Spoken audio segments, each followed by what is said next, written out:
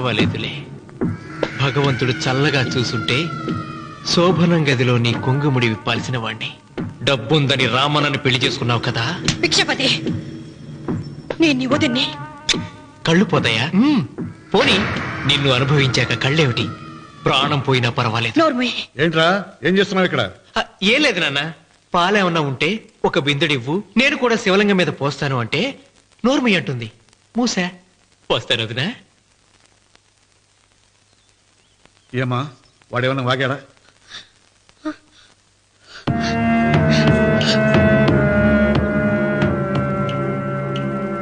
భిక్షపతి, అవును, అసహ్యంగా చండాలంగా వాగాను. చంపుతావా? చంపు. మీ తాత ముత్తాతలు జంతువులు చంపితే నువ్వు నన్ను చంపు. చంపి నా తల కూడా గుమ్మానికి వేలాడగట్టు. ఇదిగో, పుట్టినప్పటి నుంచి సీత నా భార్య అనుకున్నాను, ఆరాధించాను. నేను తాగుబోతుని, తిరుగుబోతుని, లపుట్టు వేదవునని చెప్పి ఆ సీతకు రామన్న చౌదరి గారికి దగ్గరుండి పెళ్లి జరిపించావు కదా. వాళ్ళ కాపురం కూల్చే వరకు నాకు మనశ్శాంతి ఉండదు. సీతని కట్టబెడితే పీటల మీద విషం దాకా చచ్చిపోతుందని బంగారు లాంటి రామునికిచ్చి పెళ్లి చేయించానురా. వెంటనే నీ పద్ధతి మార్చుకోకపోతే నువ్వు తినే అన్నంలో విషం కలిపి చంపేస్తాను. వెదవా, వద్దు నాన్న, వద్దు. ఈ చెప్పు దెబ్బ ఎప్పుడో కొట్టుంటే బాగుపడి ఉండేవాడిని. నాన్న, నీ మీదొట్టు, ఇంకెప్పుడు తప్పు చెయ్యను నాన్న, తప్పు చెయ్యను. నన్ను క్షమించు నాన్న. ఏర్పాట్లన్నీ పూర్తయ్యాయా? అది ఏమైంది లోకేశ్వరరావు? 50 జంటలు నమోదు చేయించుకున్నారండి. అందులో 30 జంటలకి దానం చేయడానికి మాత్రమే మన దగ్గర భూమి మిగిలి ఉంది. మరి మిగతా 40 ఎకరాలు అంటే మన పొలమంతా ఈవేళ బాబు గారు ఎన్ని సంవత్సరాల నుంచి దానం చేసుకుంటూ వస్తున్నారు. కొండలైనా కరిగిపోవలసిందే కదా. మరి ఇన్నాళ్ళు నాకెందుకు చెప్పలేదు? మీరు పుణ్యకార్యం చేస్తున్నారు, మిమ్మల్ని ఇబ్బంది పెట్టడం ఎందుకని. రామన్న పేరుతో 2000 ఎకరాలు ఉండాలిగా, అందులోంచి రాసేవండి. అందులో మిగిలిన 60 ఎకరాలే ఇప్పుడు రాశానండి. ఆయన పేరు మీద గజం భూమి కూడా మిగలలేదు. రేపు శుభకార్యం ఆకూడదయ్యా. నూతన దంపతులు నా ఇంటి దగ్గర నుంచి నిరాశగా తిరిగి వెళ్ళకూడదు. నాతోరా జగన్నాథం. అన్నయ్య, నువ్వు ఈ సాయం చేస్తే నా పరువు కాపాడిన వాడివవుతావు. 40 ఎకరాలే కాదు, నా యావదాస్తి మొత్తం నాకు ఇస్తాను, నా ప్రాణాలను ఇస్తాను. లోకేశ్వరరావు, అయ్యా కాగితాలు.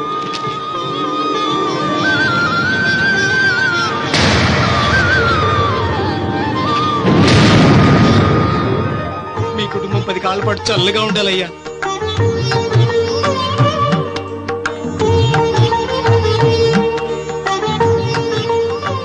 నీ పొలం వాయన దానం చేస్తాడు, పేరు తెచ్చుకుంటాడు. ఇంకా నీకే మిగులుతాది, గబ్బు లేచిపోతావు. తొందర పడకు, చూస్తావుగా. ఒరే రావుడు, ఈ భోజనాల కార్యక్రమం చూస్తుంటే నాకు తిరుపతి దేవస్థానం గుర్తుకొస్తోందిరా. నువ్వైనా చెప్పచ్చు కదా మీ నాన్నకి, ఈ దానాలకు అంతే లేదా? ఎదుటివాడికి ఇంత పెట్టడంలో ఆయన ఆత్మసంతృప్తి పొందుతున్నారు. ఆ పుణ్యమే ఆయన నిండు నూరేడు బతికిస్తుంది. నువ్వు అన్నం తెచ్చి. ఇదంతా నీ పుణ్యమేరా. అంత మాటలు కదయ్యా. హర హర మహదేవ్ శంభో శంకర. ఓం నమః. పెదనాన్న. ఏం బాబు? పెదనాన్న, నాన్న. ఏమిట్రా? నాన్న నోరు. ఏమిటో చెప్పరా. మా నాన్న నోరు తెరిచి నిన్ను అడగలేక నాకు దస్తావేజీలు ఇచ్చి పంపించాడు. దేనికి? మీరు మా దగ్గర తీసుకున్న పొలానికి గాను రుణపత్రం రాయించుకు రమ్మన్నాడు.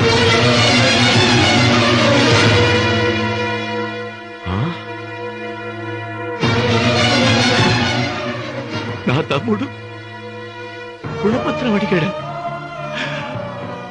అయ్యో, సంతకం.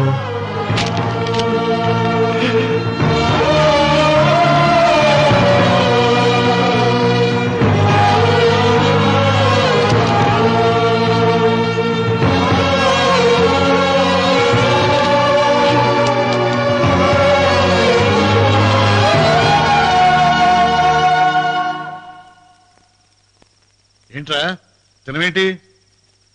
ఓహో, అన్నంలో విషం కలిపి చంపుతున్నానని భయపడి చస్తున్నావా? లేదురే, తిను.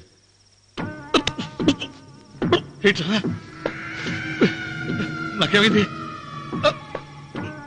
నువ్వు అన్నంలో విషం కలిపి నన్ను చంపుతానన్నావు కదా, ఆ పాపం నీకెందుకు అంటగట్టాలి అని నేనే నా అన్నంలో విషం కలుపుకున్నాను నాన్న. పొరపాటుగా పళ్ళాలు మారాయి. నాన్న ఎలాగో చచ్చిపోతున్నావు కదా, నీకు రహస్యం చెప్పనా? ఇంతకు ముందే మీ అన్నయ్య చేత దొంగ దస్తావేజీల మీద సంతకం పెట్టించుకున్నా. వాళ్ళని వీధిలోకి తీసుకొస్తా.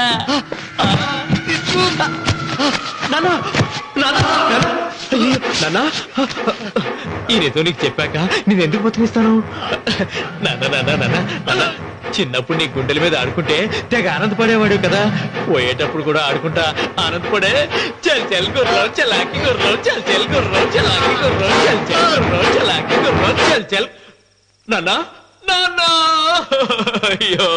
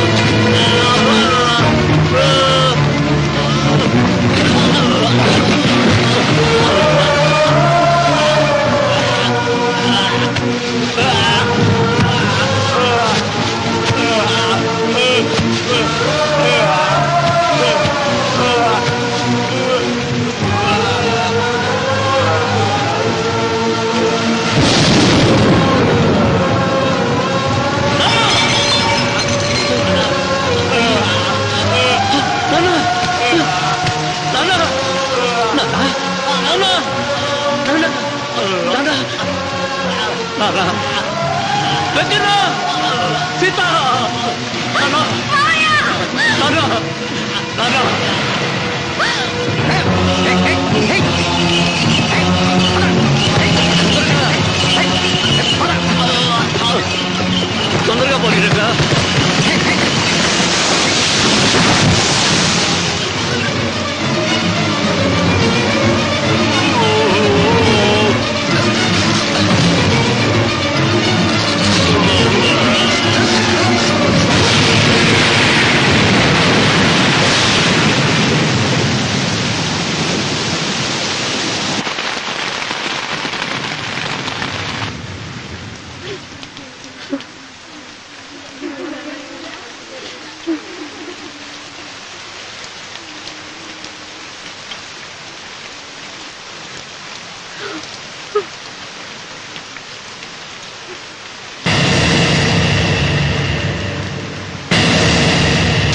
అందరికీ నమస్కారం.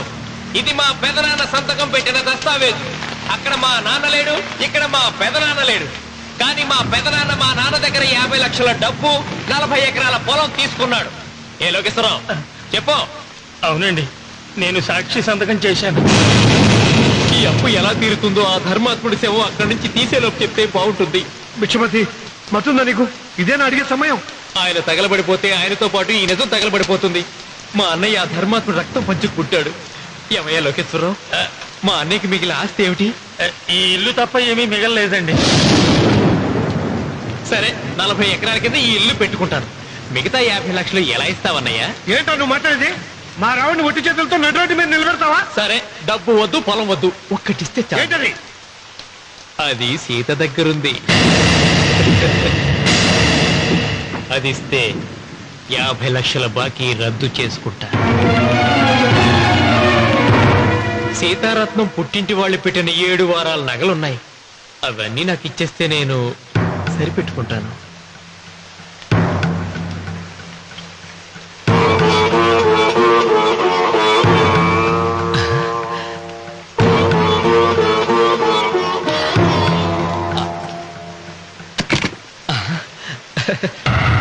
అదేమిటి, నీ మెళ్ళ ఉన్న మంగళసూత్రం బంగారం కదా, అది కూడా తీసిపెట్టు.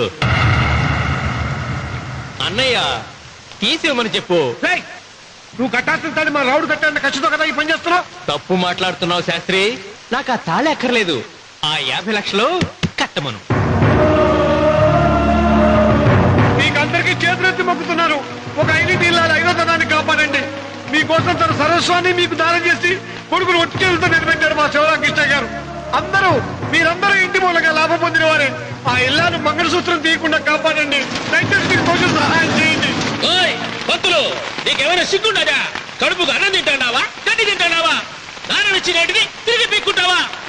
నీ అమ్మాల పెరుగాల పెట్ట ఊరికేనే ఇచ్చాడా? పుణ్యం కోసం ఇచ్చాడు. సత్యాక తిరిగి ఇవ్వమంటే ఎలాగండి? ఎవడు దానం చేయమన్నాడండి? ఒళ్ళు కొవ్వెక్కి దానం చేశాడు. అన్నం పెట్టి తిన్నది కక్కమంటే ఎలాగండి? సొమ్ము తమ్ముడిది సోకేవా అన్నగారు అనుభవించారన్నమాట. ఏమి నిలబడి చూస్తాడారు సిగ్గు లేకుండా? ఈయనే ఉంటే మన గుండె అని విక్కుంటారు, మనం వచ్చే పట్టుకొని అడుగు తినాలి. ఏం చూస్తాడే?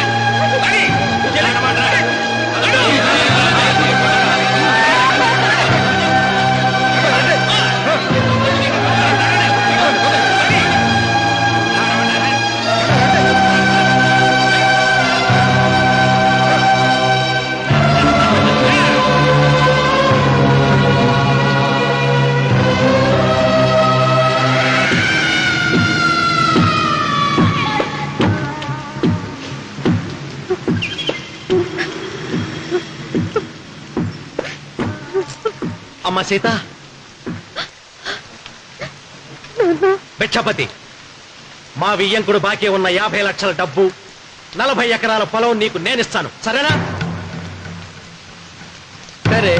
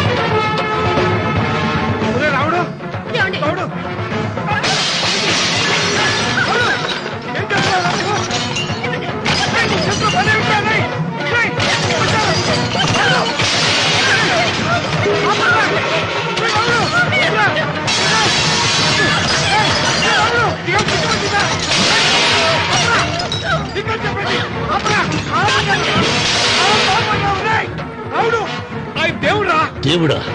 ఆయన దేవుడే అయితే 24 గంటలు శివ పూజ చేస్తూ దానధర్మాలు చేసిన మా నాన్నకు దిక్కులకి సౌరిస్తాడా? దేవుడి పట్ల అపచారం చేయటం మహాపాపం. దేవుడిని ఎన్నాడు మనం చేసుకునే ఆత్మద్రోహం. అసలు దేవుడే లేడు. దిష్టి బొమ్మలాగా నా ఇంటి ముందు ఆ శివలింగం ఉండటానికి వీల్లేదు. మీరు ఆ శివలింగం జోలికి వెళ్తే నా ప్రాణాలు తీసేసి వెళ్ళండి. నా భర్త దేవుడికి అపకారం చేయడం ఈ కళ్ళతో చూసే కంటే మీ కళ్ళ ముందే చచ్చిపోతాను. నన్ను చంపేసేయండి, చంపేసేయండి.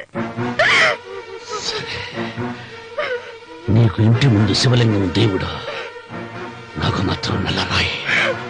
ఈ రోజు నుంచి నేను ఈ వీధి గుమ్మం నుంచి నడవను. ఆ నల్లరాయిని కన్నెత్తి చూడను. ఆ పెరటి గుమ్మమే నాకు వీధి గుమ్మం. ఇది అంగీకరిస్తుంది. నువ్వు నమ్ముతున్న దిష్టి బొమ్మ కోసం కాదు, నీ కోసం. లక్ష్మి వచ్చింది. ఇంకా సీతారాముడు. భిక్షపతి గారు తీసుకున్నది 40 ఎకరాలని, మిగతాదంతా కుట్ర అని, ఆ కుట్రలో నాకు భాగస్వామ్యం ఉందని రామన్న గారికి తెలిస్తే నన్ను చంపేస్తారండి. డబ్బు చూసేసరికి ఆశ పుట్టిందా? ఇదిగో ఈ సంగతి ఎవరికైనా చెప్పావో కోసేస్తా. భిక్షపతి, నువ్వు నాశనం అయిపోతావురా, నాశనం అయిపోతావు.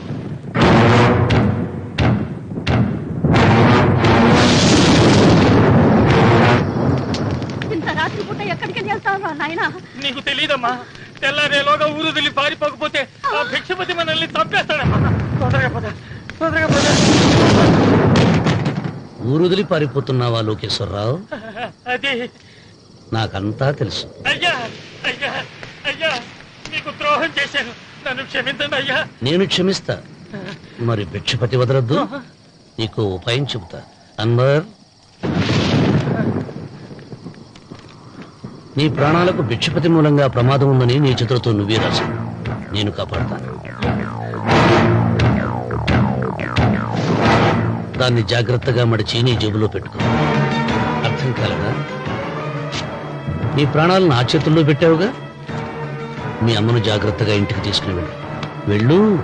వస్తాం బాబు. పదమ్మా, పద.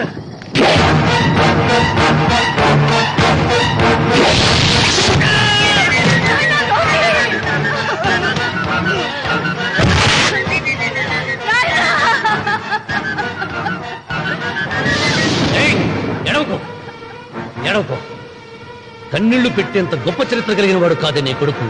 అన్నం పెట్టిన మా నాన్న చావు కారణమైన వాడు. నీ కొడుకును భిక్షపతి చంపాడని పోలీసులకు చెప్పాలి. అప్పుడే బ్రతికినంత కాలం నీకు నీ మనవరాలకి ప్రాణభిక్ష పెడతా. లేకపోతే అలాగే బాబు. అన్వర్, అయ్యా, వీడి శవాన్ని తీసుకెళ్లి భిక్షపతి ఇంటి ముందు పడే.